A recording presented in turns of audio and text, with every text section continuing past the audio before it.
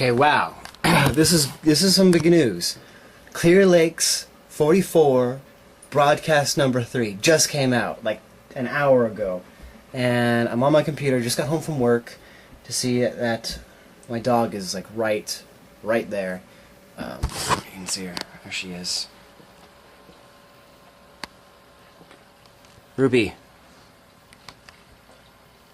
Yeah, you're on camera. Okay. Anyways,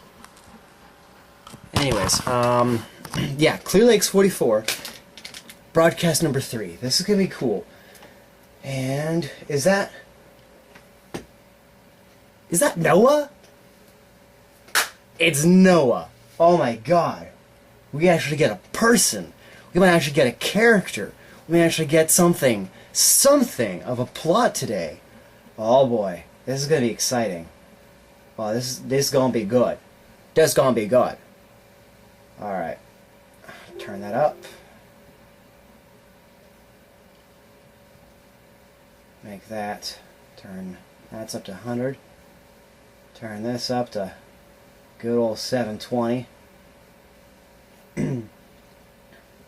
Alright. Oh boy. And it's 1 minute and 44 seconds.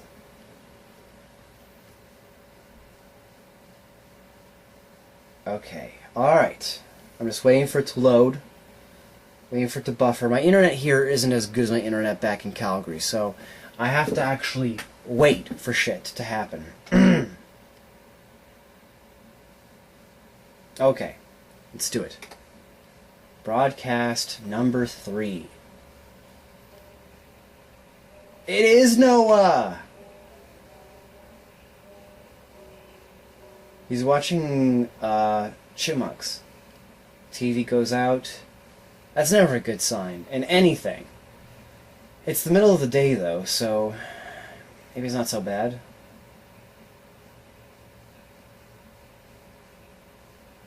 He's got a cane. He's got a limp. This is a hotel room. This is Noah's hotel room.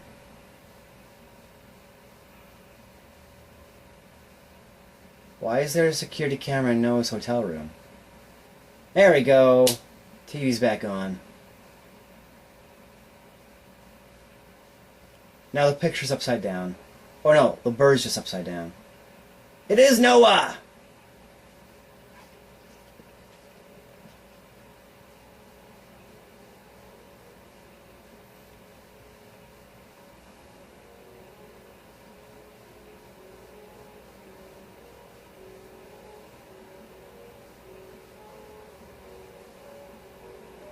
Wait, hold on.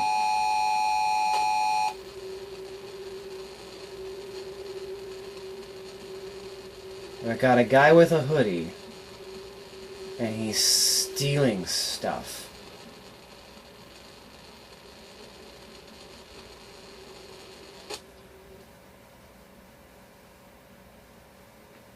Okay.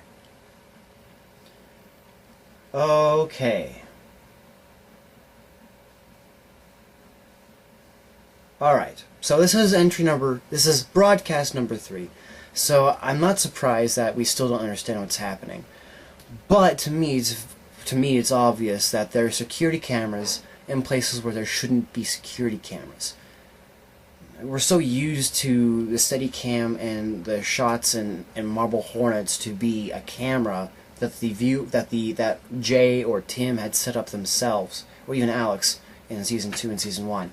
But now this is someone else, outside of the main characters. And if Noah is indeed in this, and Noah is, we know automatically he's a main character.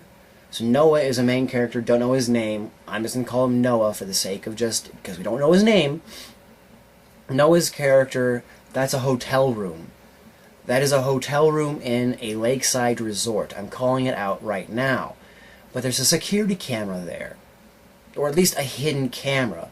And Noah is obviously either unaware of it or he does know about it and he doesn't care. And if it's the second one and he knows about the camera, why doesn't he care?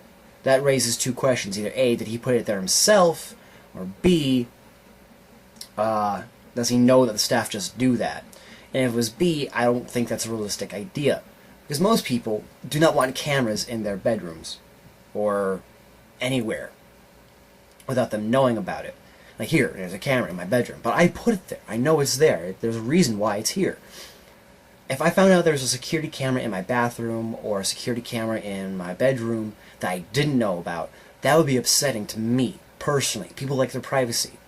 So if there was a camera, a hidden camera in a hotel room that people knew about, that would not be cool. That hotel would get a lot of bad business. So that leads me to believe that Noah is not aware of the camera that's in his room. So that raises a question. Why is there cameras in the hotel rooms? Why do the staff want to monitor their patrons? What do they want? And why are they showing us Noah? Obviously there's a reason. He's important. Why? And then there's the person in the hoodie. Now, I'm not going to call him or her hoodie because that's Marble Hornets. But they're a thief. So I'm just going to simply call him Thief. The Thief. It's pretty simple. It's an apt name. There is some sort of supermarket or some sort of food place, which makes sense. On a resort, there's a food place. There's a corner store of some sort. I'm going to raise my chair. There we go. Now, that's a better framing. Anyways, there's usually a food place in lakeside resorts. In general, you can go with any lakeside resort and you'll find them. There's a place that is a grocery that sells food for customers. This guy goes in and he's stealing food. He's stealing stuff. Why? What's his deal? And why show us that? Why is that? How is that important to whatever story you want to tell? Which makes me think that is going to be important. It is going to come very important. And now I think this is where the story is starting to slowly slip in. We are seeing important parts. We're seeing the hotel room from Broadcast 2. It came back. It's Noah's hotel room. Broadcast 2 also showed us that hallway. It also showed us a lot of locations, and I think they're going to be important. I think it was the crew of Troy Has a Camera telling us where important things are going to be happening and to keep an eye out for them. Something important is going to happen in Noah's hotel room. This isn't just showing us Noah's hotel room. This is saying that this is an important location and this is an important character. Something important will happen here to this character. The grocery, I assume, is important. There was a heavy amount of distortion there. A heavy amount of distortion. Different distortion this time than from the operator in Marble Hornets. Which means that we're going to be looking for different visual clues this time. Notice that the saturation increased. The darks became darker, the colors became more vibrant, and the lighting changed drastically. I think that's a visual clue that we need to look out for. We're going to be looking for new visual clues and new audio clues for when things are going on. There's going to be new audio signals. I couldn't tell any from in here. Actually, I could. The music. The music from Broadcast 2 came back. Now, I think it's because that was the music for the documentary on woodpeckers that Noah's watching. Or it could be a visual clue that something's going to happen. I mean, an audio clue that something's going to happen. These guys are so well known for their use of visual and audio clues that I do not think they will be wasting their talents on that in this series. I think that they will be introducing new clues for us to look for. But unlike Marble Hornets, where Jay, the narrator, pointed out those visual clues and audio clues, the distortion and video tearing, I think we're going to have to figure it out for ourselves. So we're going to have to pay attention for the next few broadcasts to try and figure out what is it? What are the signals that they're going to put out there? Now, of course, if I was a member of Troy Has a Camera, and I wish I was, trust me, if I was a member, I know that the audience is going to be trying to be paying attention to this. is going to be trying to find audio and visual clues, and so I wouldn't put any at all. I would make it random, and that's another possibility. They could just be making random distortion visually and audioly. They could just be making random visual and audio distortions just for the hell of it, just to keep us on our toes. I don't think they will, because that's not how you make a good story. That's how you make a surprising story, but that doesn't make it something that you can clue the viewers in on. Marble Hornets made the audience feel like they were part of the story. Now, we aren't at that point yet, because we don't know what the story is. We don't even have a narrative framing device. We just have a bunch of random camera angles from a bunch of seemingly random locations on an unconfirmed set. It could be a completely different location. It could be a river for all I know. I'm just guessing that it's a lakeside resort. That's my theory, and I'm sticking to it because the evidence fits the theory, but the evidence can fit a lot of different theories as well. This is only the 3rd episode. We're not expected to know what's going on yet. I have been rambling for 11 minutes, and I don't know why people are still listening to me, or if I'm even making sense at all. Okay, too long, didn't watch.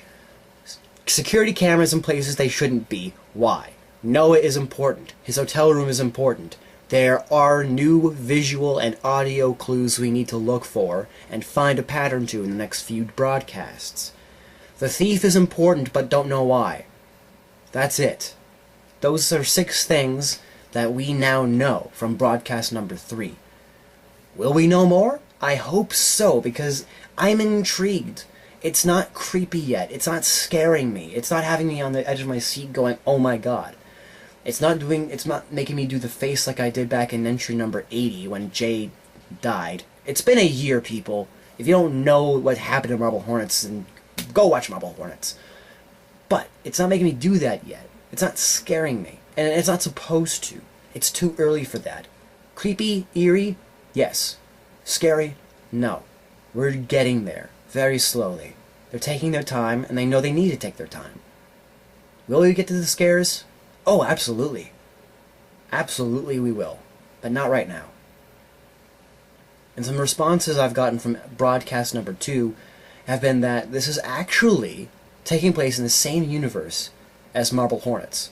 So Clear Lakes 44 and Marble Hornets are related somehow. We don't know how. I don't think the gazebo that we saw is the same gazebo in broadcast number 2. I don't think it's the same gazebo for Marble Hornets. Its real-life location, yes, I think it is the same gazebo. But in this story, I think that the gazebo we saw in broadcast number 2 and the gazebo we saw in Marble Hornets are 2 different locations. Simply because I don't think this takes place in Rosswood Park. This takes place at a lake site. It takes place in some sort of resort hotel. Ooh. Oh. It could take place at that hotel. It could take place at that hotel. The same hotel that Jay and Jessica stayed at. That's entirely possible. We never saw anything outside of Jay and Jessica's rooms. This could very well be that same hotel. Or possibly that rest home kind of mental ward that both Tim and Jessica stayed in. It could be that. Clear Lakes. Room 44. That's a brand new theory. I'm sticking to that one. Screw the lakeside community. This takes place in the same area as Rosswood. My new theory, and I'm putting this on record, my new theory is that this is the mental recovery ward that Tim and Jessica stayed at. They said, the creators themselves have said this is directly related to Marble Hornets, somehow. I think that this will take place and has something to do with the inhabitants of that resort. It makes sense why there's cameras everywhere, because they want to make sure that their inhabitants, their patients, are healthy and not hurting themselves or others. Noah's leg is hurt. From what? Why? We don't know. But maybe it was an accident. Maybe he hurt his head. Maybe he had something. And it's causing him rehabilitation. This is a rehabilitation center. Clear Lakes. Room 44. Reliable. Dependable. We're always with you. This is that. I'm calling it now. Oh, man. That fits so much better. I love this. I love this. This theorizing, this guessing. I've been waiting for it for a year, and everyone's on the same page now. This isn't like Tribe 12 or Everyman Hybrid, where I'm a year and a half behind, and everyone knows the answers already. Everyone's on the same page, and everyone's guessing, and no one's right, but no one's wrong. But that's my theory. It makes a lot of sense. I'm going to post this, and I'm going to see what you guys think. But as always, I'll see you guys in the next broadcast. Am I even recording?